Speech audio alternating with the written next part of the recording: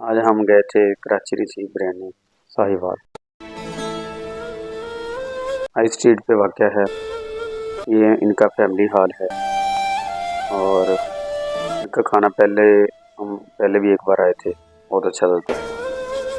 तो अभी इतना मज़ा नहीं आया, ऐसा लग रहा था जैसे ये बासी खाना दे रहे हैं। बासी खाना कैसे महसूस हुआ मुझे? ऐसे महसूस हुआ कि ये ठंडा था खाना।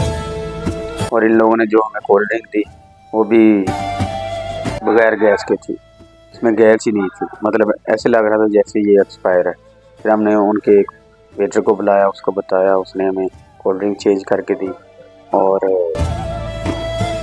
खाने का भी बताया, खाना अच्छा नहीं है भाई, अभी ठंडा है खाना।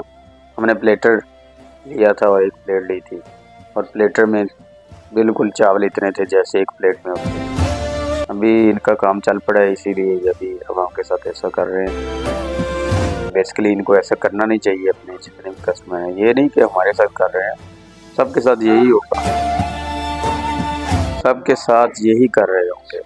इनका खाना अभी बिल्कुल अच्छा नहीं है, जब स्टार्ट था बहुत अच्छा था। ये देख लें, हाई स्ट्रीट पे वाक़या है। और आप लोग भी वहाँ पे गए हैं, आप लोगों ने खाना खाया, अपना एक्सपीरियंस शेयर करें कमेंट्स के साथ। हमारी वीडियो को फॉलो करें, लाइक शेयर करें। अल्लाह हाफ़िज़।